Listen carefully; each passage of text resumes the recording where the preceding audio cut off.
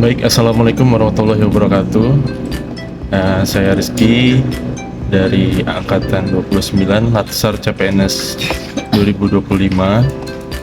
Saya akan mereview lesson learned di agenda 1.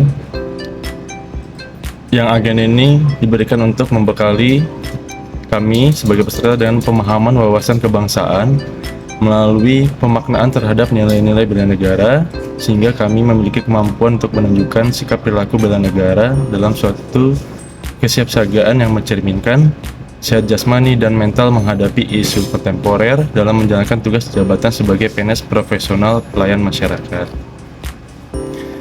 Yang pertama tentang wawasan kebangsaan dan nilai-nilai bela negara.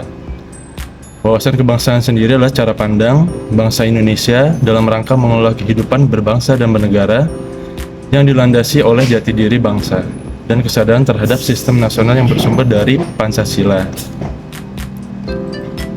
Kemudian nilai-nilai bela negara yang artinya tekad, sikap, dan perilaku serta tindakan warga negara baik secara perseorangan maupun kolektif dalam menjaga kedaulatan negara, keutuhan wilayah, dan keselamatan bangsa dan negara yang dijiwai oleh kecintaannya kepada negara. Kemudian nilai-nilai dasar bela negara tercermin dari 5 hal, yaitu pertama, cinta tanah air, kedua, sadar berbangsa dan bernegara, setia pada Pancasila sebagai ideologi negara, rela berkorban untuk bangsa dan negara, dan terakhir, kemampuan awal bela negara. Cinta tanah air bisa ditunjukkan pada ketika kita menggunakan produk lokal, contohnya adalah menggunakan pakaian batik. Kemudian sadar berbangsa dan bernegara, kita sebagai ASN memiliki tugas untuk bekerja dengan baik, untuk disiplin dengan waktu, contohnya seperti masuk kerja tepat waktu. Kemudian setia pada Pancasila sebagai ideologi negara, yaitu contohnya adalah sholat tepat waktu, mengikuti ajaran agama dengan baik yang terlihat di sila pertama.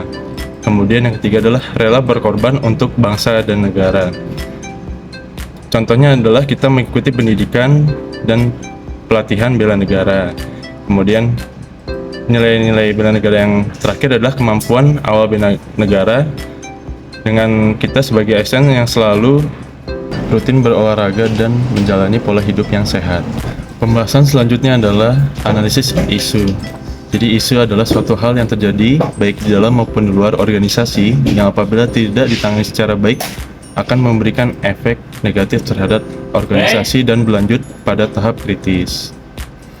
Kontemporer sendiri adalah sesuatu hal yang modern, yang eksis dan terjadi dan masih berlangsung sampai sekarang berkaitan dengan perubahan lingkungan yang terjadi saat ini. Contoh yang sedang hangat saat ini yaitu penyebaran hoax. Penyebaran hoax ini sangat mengganggu karena akan banyak kerugian, baik kerugian finansial maupun kerugian di sosial.